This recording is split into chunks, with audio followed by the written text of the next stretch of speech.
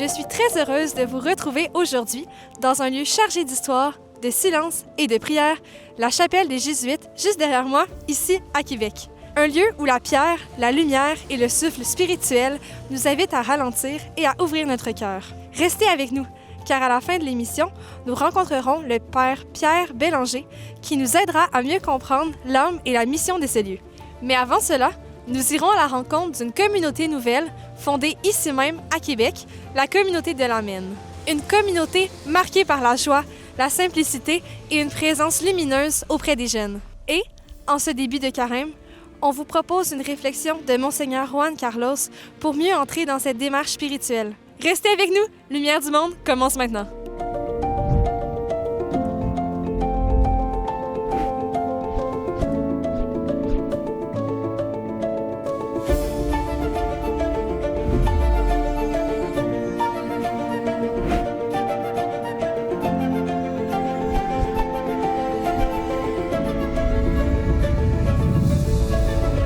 Ici, dans la chapelle des Jésuites, la foi se transmet depuis des siècles, une foi enracinée dans la prière, le discernement et la mission. Aujourd'hui, cet élan se poursuit aussi avec une communauté nouvelle fondée à Québec, la communauté de l'Amen.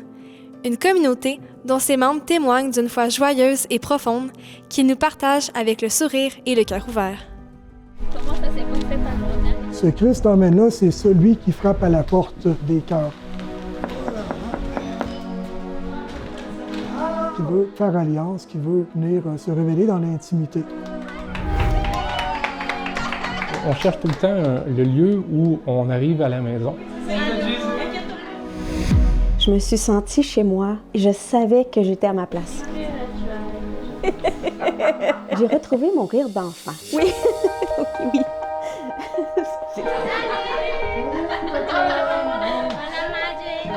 Ce soir, ce qui va se passer, c'est une pratique de chant. Et comme on dit, on n'est pas une chorale, on est un groupe d'animation de la prière par le chant. Donc, c'est un temps de prière, en fait, et d'accueil. On accueille les jeunes, on prend le temps de souper et après ça, on s'installe, on prend un temps de prière, on accueille la grâce que le Seigneur veut nous donner et à travers les chants, parce que les chants nous font prier, on appelle l'Esprit Saint. Et puis après ça, en toute simplicité, on chante. Je te confie, Seigneur, la pratique qui est une pratique de prière, pas de chant. C'est la prière-chant. Merci, Seigneur Jésus, de nous donner de te louer, de t'adorer. Depuis que j'ai rencontré le Seigneur, j'ai cherché longtemps à différents endroits. Un peu ce que le Seigneur voulait de moi. Une recherche comme un peu tout le monde peut faire. Et puis d'un endroit à l'autre, que je pouvais aussi trouver très beau, mais c'était comme il manquait quelque chose. On cherche tout le temps le lieu où on arrive à la maison. Et puis, ne trouvant pas, on s'est rassemblés et puis on a décidé simplement de vivre une bonne vie de chrétien ensemble.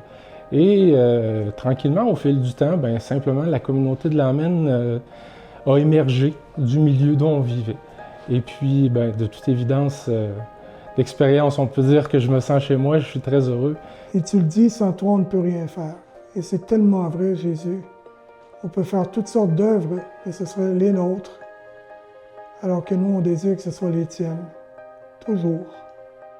Et puis, arrive une étape, évidemment, où on nous a invités à faire une première démarche de fondation.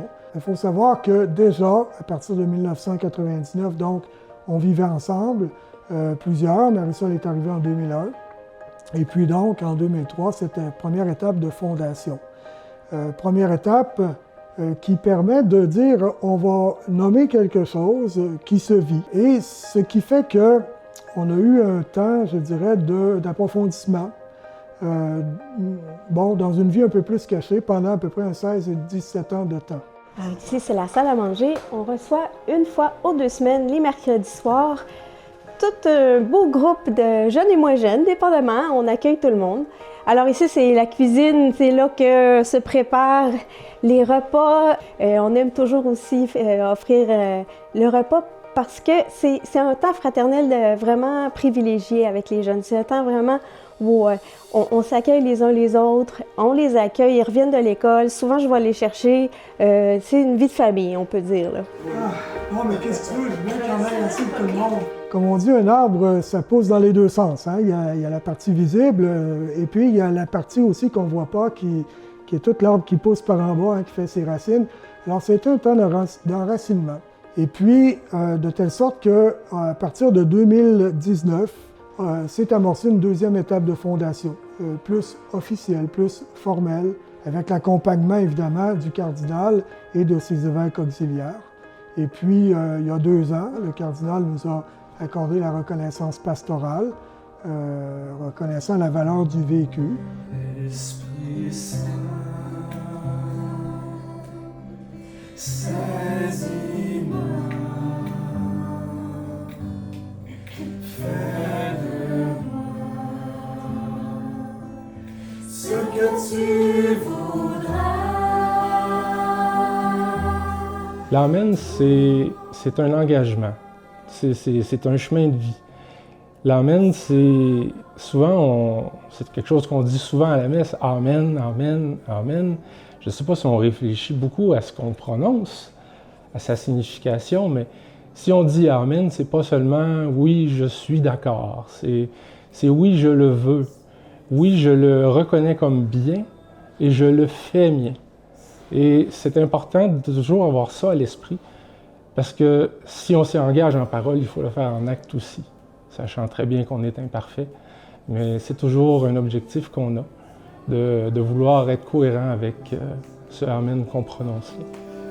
Esprit Saint, saisis-nous. La spiritualité qu'on vit dans la communauté de l'Amen, c'est vraiment d'être unis au Christ qui a dit son Amen pour nous. Nos petits oui, nos Amen à nous s'inscrivent dans le sien, c'est lui qui l'a accompli. Donc on vit cette union-là à Jésus qui a donné sa vie pour moi, qui a tout donné et qui maintenant me donne son esprit. Il est ressuscité, Jésus me donne tout. Il nous donne l'Église, il nous donne des frères et sœurs et il nous conduit vraiment par un chemin de bonheur véritable. La communauté de l'Amen a une grande définition du terme Amen. Et je pense que c'est très interpellant pour le monde aujourd'hui, surtout ceux qui peuvent être approchés par la communauté de l'Amen.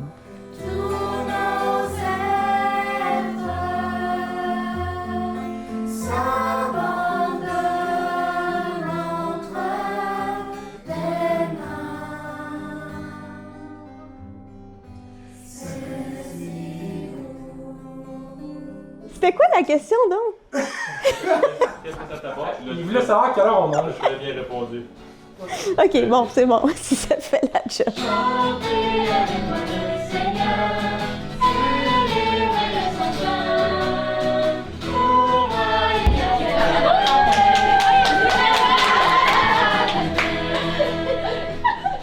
Pourquoi je fais partie de la communauté de l'Amen? Eh bien, assez simplement, le Seigneur m'a amené à rencontrer des gens avec qui je pourrais cheminer pour de vrai. Je lui avais fait cette prière, amène-moi vers des gens avec qui je vais pouvoir cheminer pour de vrai, le pour de vrai très important. Et quand je les ai rencontrés, j'ai rencontré mes frères et d'autres amis aussi, donc la communauté, elle n'était pas encore fondée formellement, mais il y avait déjà tous les ingrédients d'une certaine manière qui étaient là en vécu, même si c'était plus embryonnaire. Et puis, j'ai reconnu la réponse à ma prière. Je me suis sentie chez moi, puis je savais que j'étais à ma place. Et en même temps aussi, ce qui a été pour moi un signe d'une certaine manière, c'est que je déployais la personne que je suis. J'apprenais à me connaître, en fait, moi-même, puis à déployer qui je suis. J'ai retrouvé mon rire d'enfant. J'avais un rire socialement acceptable que je m'étais composé, probablement plus dans les années du secondaire, là, tu sais. Puis, quand j'ai rencontré mes frères, là c'est mon rire, là, tout croche qui est sorti, puis c'était correct, puis je voyais que c'était, en même temps, c'était pas juste le rire, c'était le cœur, moi, ma personne, qui je suis comme enfant de Dieu, qui ressortait, qui était accueilli, qui avait un lieu pour s'épanouir, et qui avait justement comme un milieu pour grandir, pour croître.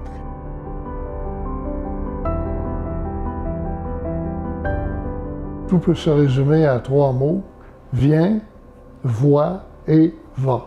Ils ne font pas par exprès pour attirer les gens à eux, mais ils les envoient vers le Seigneur, très spontanément. Et je n'ai jamais assisté à des attitudes de renfermement sur soi. On est bien entre nous. Et puis, bon, non, vraiment, il y a un esprit missionnaire que j'ai toujours constaté depuis le départ avec eux et jusqu'encore aujourd'hui, et plus aujourd'hui que jamais, parce qu'ils veulent se servir des moyens modernes de communication pour porter l'Évangile le plus loin possible.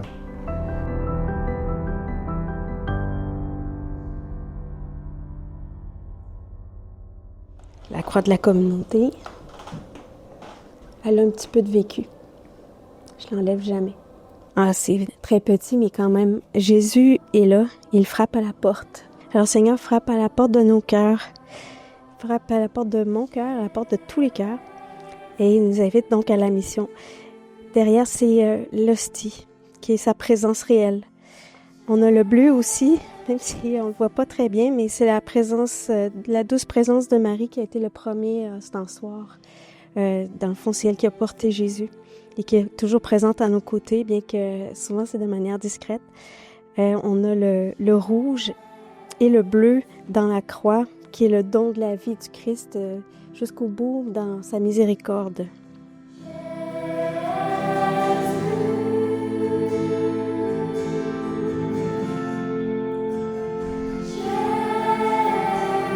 Viens toi, Seigneur Jésus, et de ta part et en ton nom, Seigneur, en faisant cette prière, Jésus, qui est à tes pieds. Et verrouille, Seigneur, ce cadenas avec cette clé, Seigneur, que tu m'offres. Seigneur Jésus, toi le ressuscité, viens ouvrir tout ce qui est verrouillé en moi. Et envoie ton Esprit Saint pour me donner ta vie nouvelle, pour me transformer, me faire sortir. Amen, Jésus. Merci, Seigneur.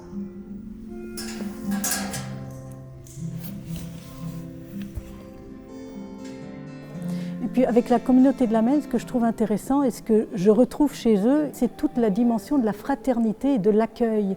Puis je trouve ça très intéressant et je trouve que c'est des beaux modèles d'église. Puis aussi le fait qu'il y ait des hommes, femmes dans la communauté, je trouve ça intéressant parce que pour les jeunes, ça leur permet de s'identifier à l'un ou à l'autre. Puis je crois vraiment que dans notre Église aujourd'hui, la foi passe par l'humain, par la fraternité, par l'accueil. Et puis avec la communauté de l'Amen, compte tenu de leur parcours eux-mêmes, leur parcours de foi et le fait qu'ils n'ont pas toujours été croyants, ben, ils sont capables d'accueillir toute personne là où elle en est. Il n'y a pas de prosélytisme, puis je trouve ça très intéressant.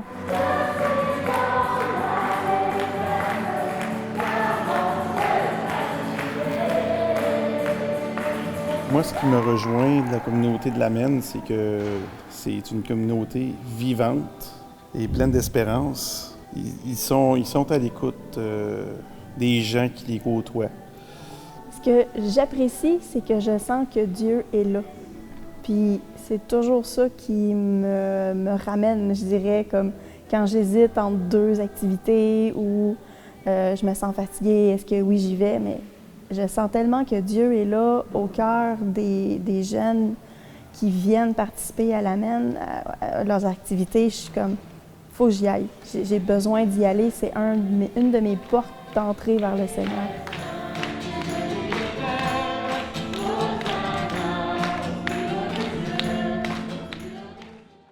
Non, mais là, on peut pas tout dire, là, René, là. Eh bien, comme vous avez pu remarquer, on déconne en masse, on dit des niaiseries, puis on est très détendu, on n'est pas coincé. C'est une des choses que les gens apprécient. Oui, ils rient. Mais c'est comme s'ils se rendent compte que, hein, c'est des religieux, mais pourtant, je me sens comme accueillie alors que je dis des niaiseries. Ben oui, nous autres aussi, on en dit des niaiseries, puis on n'est pas dans un comportemental religieux. Ça serait une manière extérieure et plutôt pharisienne de voir la vie religieuse. La vie religieuse, c'est quelque chose qui m'habite. C'est toute ma vie intérieure je suis toute au Christ, puis ça fait pas après ça que je suis pas moi-même quand j'ai des loisirs ou quand je suis avec d'autres puis qu'on parle de tout et de rien. On un peu grande. Oh! On va animer les chansons pour la messe. Oui, un caméraman qui a de la misère. Aujourd'hui, c'est une journée qui est organisée par le diocèse de Québec pour la jeunesse de Québec. Et puis la réponse a été très très bonne d'ailleurs. Crier de joie. Oui, crier de joie. Crier de joie, c'est ça.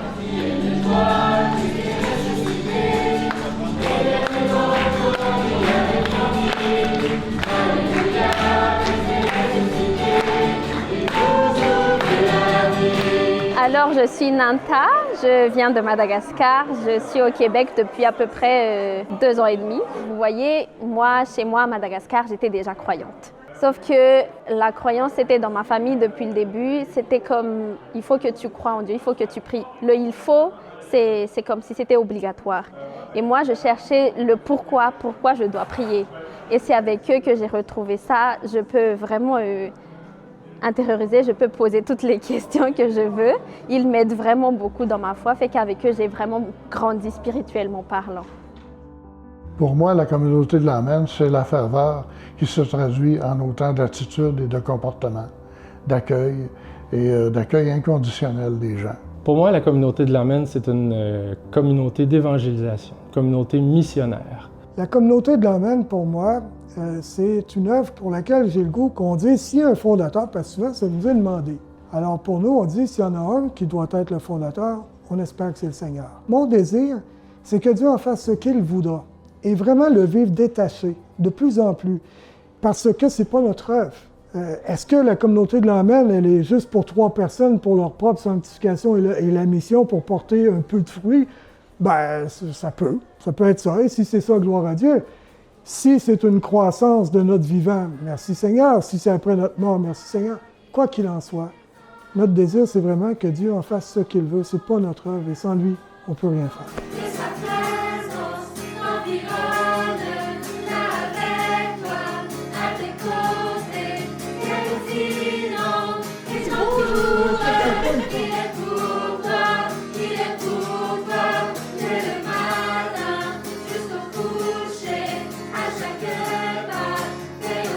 En réalité, c'est pas la communauté de l'Amen qu'on veut porter.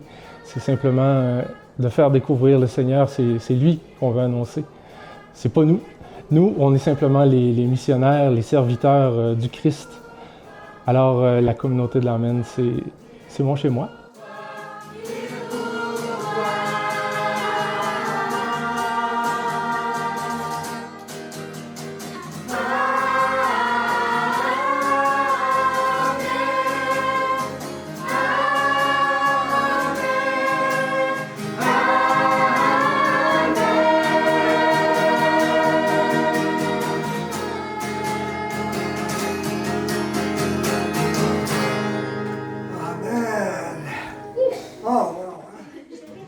Il y a quelques jours déjà que nous sommes entrés dans le temps du carême, une période de pause et de recentrage spirituel qui nous prépare à Pâques. Pour nous aider à entrer dans cette démarche, en cette 2e semaine du carême, on vous propose un extrait d'une capsule de réflexion de Monseigneur Juan Carlos Landonio, une invitation à monter avec le Christ pour nous laisser transformer intérieurement. Aujourd'hui, ce 2e dimanche du carême, l'Église nous emmène sur une haute montagne. C'est l'histoire d'une promesse de l'amour fidèle de notre Dieu, l'amour de notre Seigneur qui se donne à tous. Imaginez la scène magnifique de l'Évangile. Nous connaissons le récit. Le Seigneur prend ses amis Pierre, Jacques et Jean et il les invite, il les amène sur la haute montagne. Son visage brille comme le soleil et ses vêtements deviennent blancs comme la lumière. Puis Moïse et Élie apparaissent à ses côtés et ils parlent de sa passion. Et puis Pierre exclame « Seigneur, c'est bon et beau d'être ici, dressons 3 tentes. » Puis la voix du ciel se fait entendre. « Celui-ci est mon fils, mon bien-aimé, en qui j'ai mis toute mon affection. Écoutez-le. » Les disciples tombent face contre terre, terrifiés. Puis le Seigneur les touche et il leur dit « Levez-vous, n'ayez pas peur. » Et tout devient calme. Pourquoi cette transfiguration? Pourquoi cette expérience? Demandons-nous. C'est pour leur montrer dès maintenant la beauté et la gloire de Pâques qui attend après la croix. Et nous, en ce carême, sur quelle montagne montons-nous? Le carême, c'est notre montagne spirituelle. C'est un temps pour prier plus. C'est un temps privilégié pour écouter Dieu dans le silence. Face au doute, pourquoi moi? Pourquoi cette croix? Pourquoi Seigneur? Rappelons-nous Abraham. Partons en confiance totale. Laissons le Seigneur nous dire, n'ayez pas peur.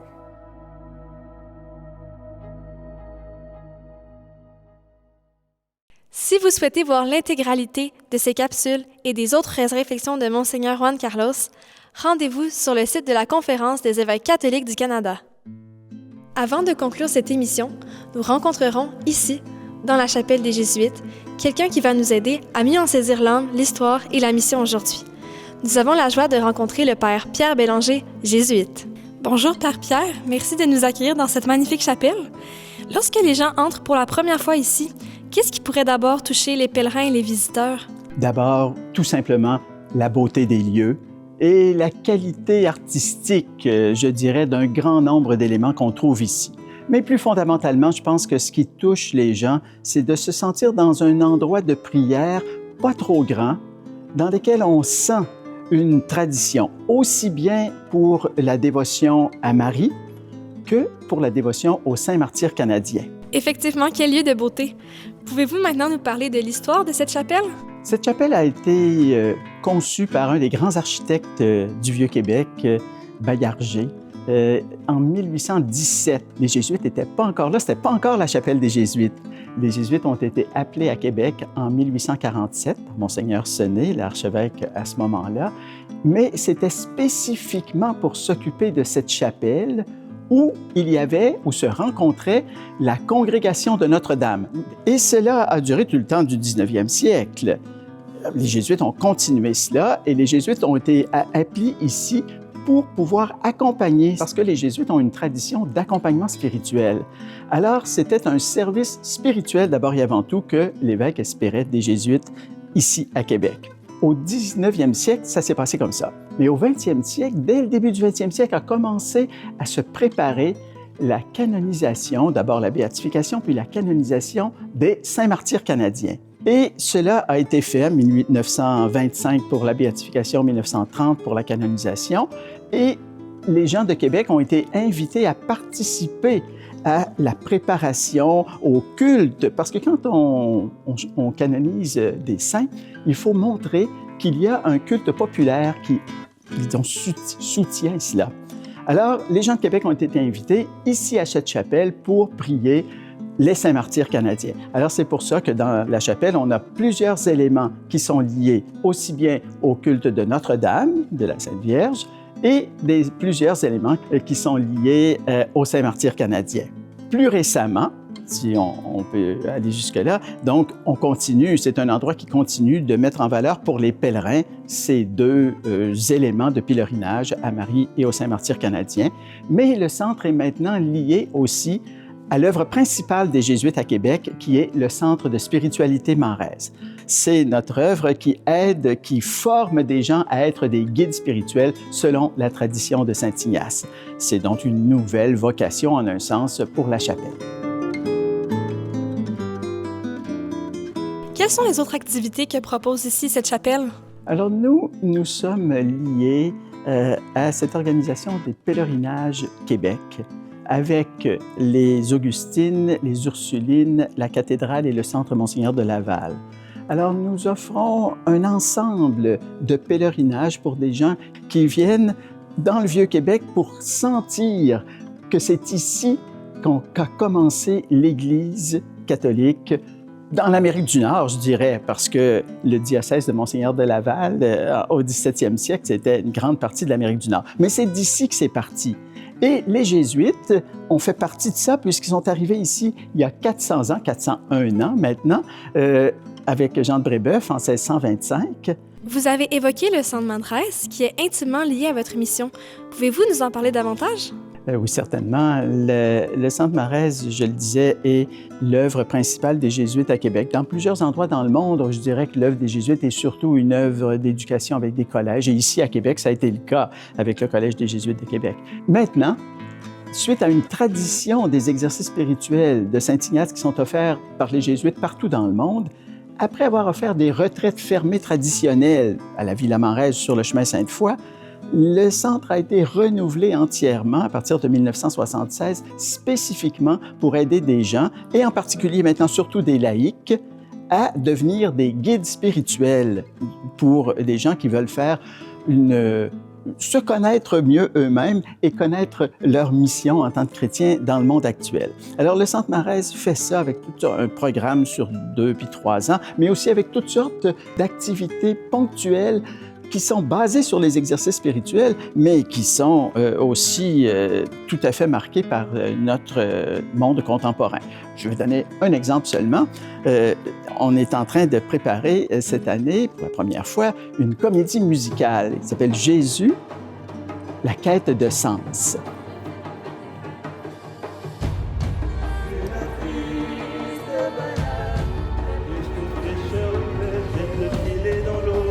Alors, véritablement, c'est une œuvre qui est adaptée pour ici, mais qui existait ailleurs, qui va montrer par des jeunes qui préparent ça, des jeunes acteurs, des jeunes musiciens, qui va montrer comment est-ce que la spiritualité ignatienne peut s'incarner aujourd'hui, y compris de manière musicale.